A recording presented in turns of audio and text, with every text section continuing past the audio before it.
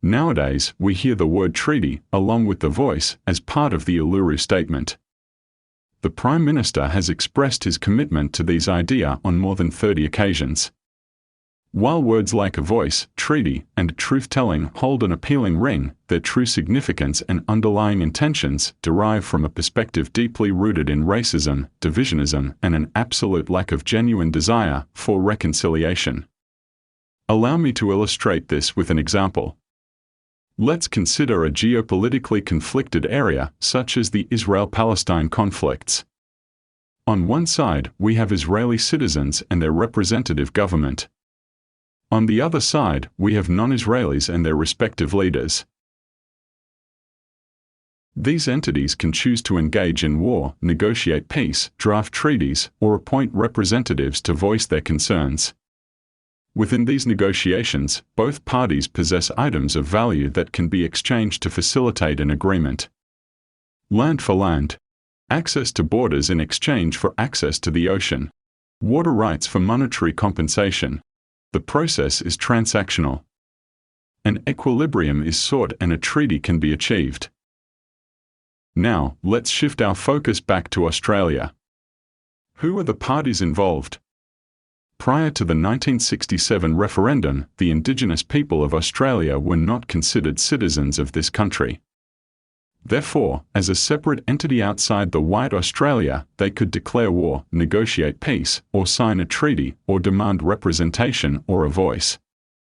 However, after 1967, they became citizens of Australia and gained access to the security, healthcare, social services, education, and overall prosperity that Australia offers. They have been able to represent themselves at all levels of government. In fact, a review of the data reveals that they have been overrepresented at federal government. They also, on average, have received twice the social benefits as compared to other Australians. A report in 2017 shows that in addition to the benefits that Aboriginal people have been receiving as citizens of this country, the government has been spending $17 million per day on programs exclusively accessible by Aboriginals. Just pause for a moment. This sum of money is equivalent to building one new school every day or one new hospital every month. Please note that these data were collected in 2015 to 16, and it is possible that they have doubled in the past 8 years. After considering this background and context, despite being a citizen of a country and receiving better treatment than the average, if someone expecting special treatment based on their race, shouldn't this be considered being both greedy and racist?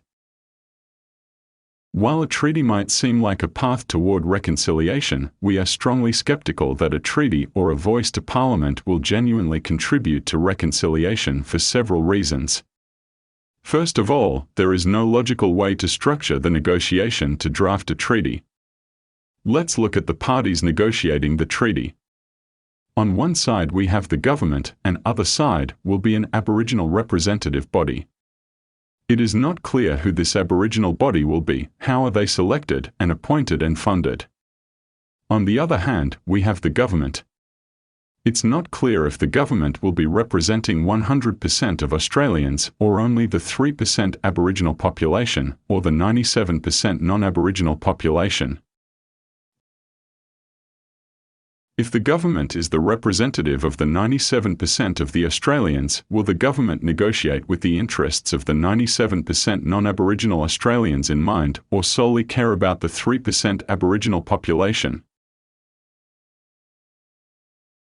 Compared to our example earlier, what are they exchanging in these negotiations? If, for instance, the government agrees to pay some money to Aboriginal organisations or individuals, what is the reciprocation? On what grounds will claims from either side be accepted or dismissed? Is there a mechanism to counter baseless claims? As you can see, such negotiations or treaty making is completely an absurd idea. On one hand, we have some Aboriginal activists with an insatiable thirst for entitlement who only want to receive, and on the other hand we have the government with an unhealable white guilt who only wants to give. How can this result in any good outcome for all Australians when the rights and tax money of 97% of populations is being discussed when they do not have a representative in the negotiations? The second concern revolves around the profound lack of trust in the government's ability to draft such a treaty. An illustrative case can be drawn from the Voice example. Only a few lines of text were proposed as a constitutional amendment, yet this triggered a deluge of diverse interpretations, opinions, and concerns. This instance serves as a stark reminder of the government's incompetence to craft a treaty devoid of interpretive loopholes, one that won't inadvertently lead to an escalation of entitlements beyond its intended scope. And the last point is that, what is reconciliation? How does it look like? When can we confidently proclaim that we are reconciled and can coexist as equals, as siblings, as fellow citizens? How much rent should be paid? Besides controlling 60% of Australia's landmass, Aboriginal individuals, regardless of age or percentage of Aboriginal heritage, receive services valued at $1,100 per week. Could this not be considered a substantial rent? What quantum of compensation would suffice to declare reconciliation? I can give you the answer: reconciliation will never happen. The activists thrive on victimizing and dividing people. Neither a voice nor a treaty can bridge the divide as long as the focus remains on racial distinctions. True reconciliation can only emerge when we embrace one another as co-equal citizens with equal rights and entitlements, united by shared responsibilities, connection, and ownership of this country. Please subscribe so you get notified when our videos are released. Let's unite together and fight for equality and human rights. Let's fight with this postmodern racism together. We are all humans, we are all Australians, and we all must have the same rights. Let's unite and vote no together. Share these videos with your friend and family. Talk to them logically and invite them to vote no.